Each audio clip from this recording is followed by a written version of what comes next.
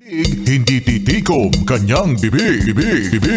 Sa taglay niyang kulit, tsak ika'y mapapaibig. Ang bibi mo at ang bibi ko. I love you! Love you, pare. Bibo!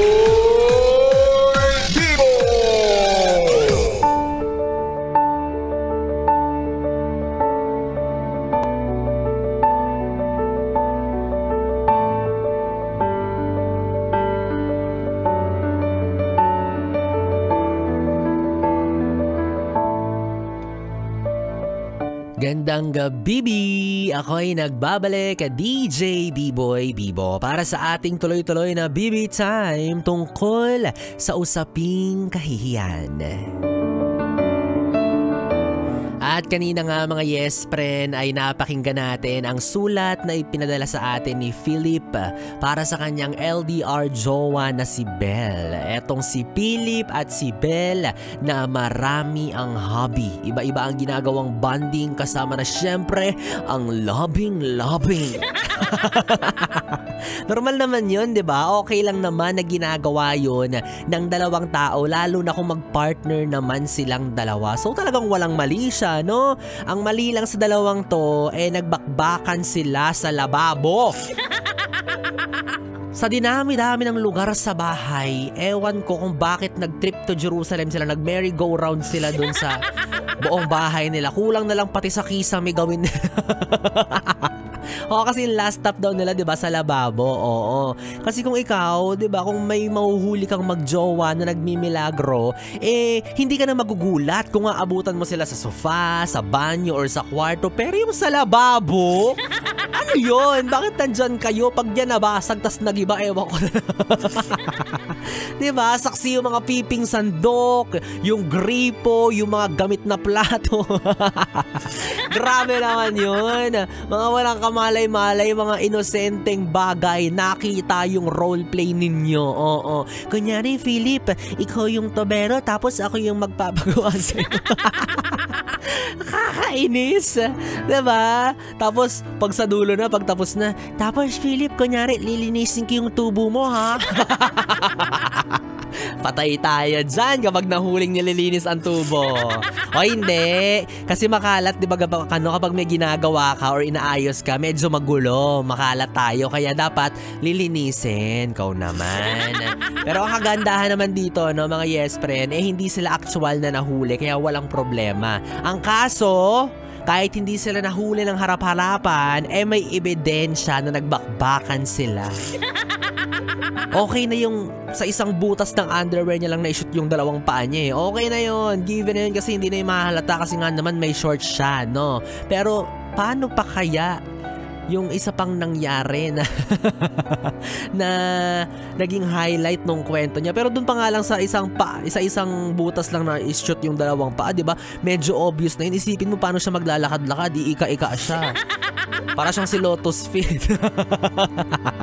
Pero what more, doon sa part na ginawa niyang keychain yung Shontidope ng partner niya, yung Shontidope ni Belle.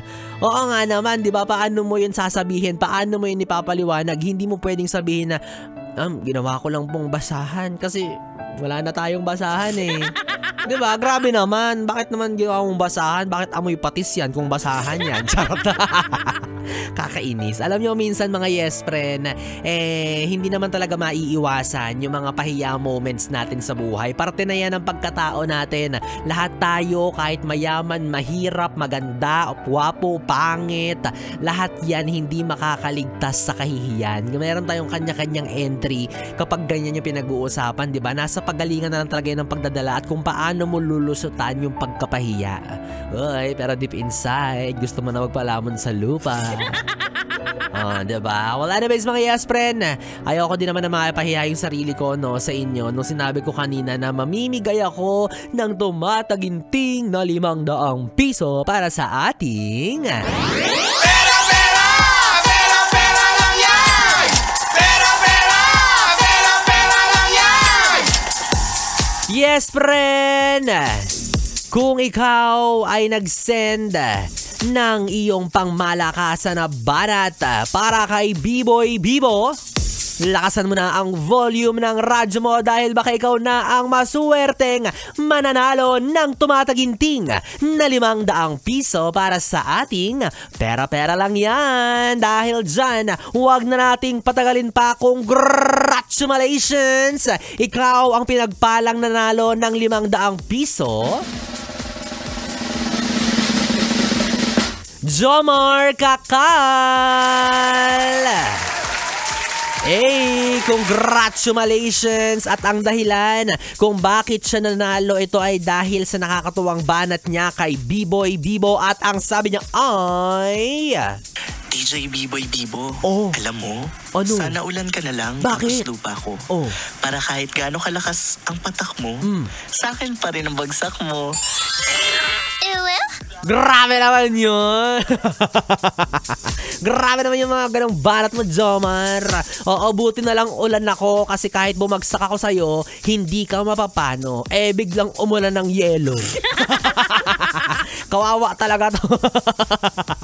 Diba? Isipin mo na lang kung yelo ang bumagsak sa'yo, wasak talaga ang fest.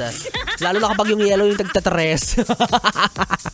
Congratulations sa'yo, Jomar Kakal. Ang kailangan mo namang gawin ngayon ay mag-send ang iyong valid ID at GCash number para tuluyan mo na makuha ang iyong tumataginting na premyo. Walang iba kundi ang iyong 500 piso para sa ating... Pera, pera! Pera, pera lang yan! Pera, pera! Pera, pera lang yan!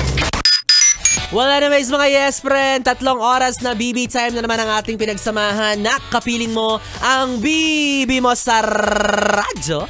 DJ B-Boy Bibo, ang DJ na single, ready to mingle. Basta, walang label. Magkasama at magkarinigan tayong muli bukas, araw ng Sabado, para sa ating programang Stick to One. Mga kantang OPM matid sa inyo ng Yes FM. Mapapakinggan nyo po si B-Boy Bibo mula alas 2 ng hapon hanggang alas 6 ng gabi. Dito pa rin at dito ka lang sa 101.1 Yes FM. Sabay-sabay, solid. Good night, BB. Mwah, mwah.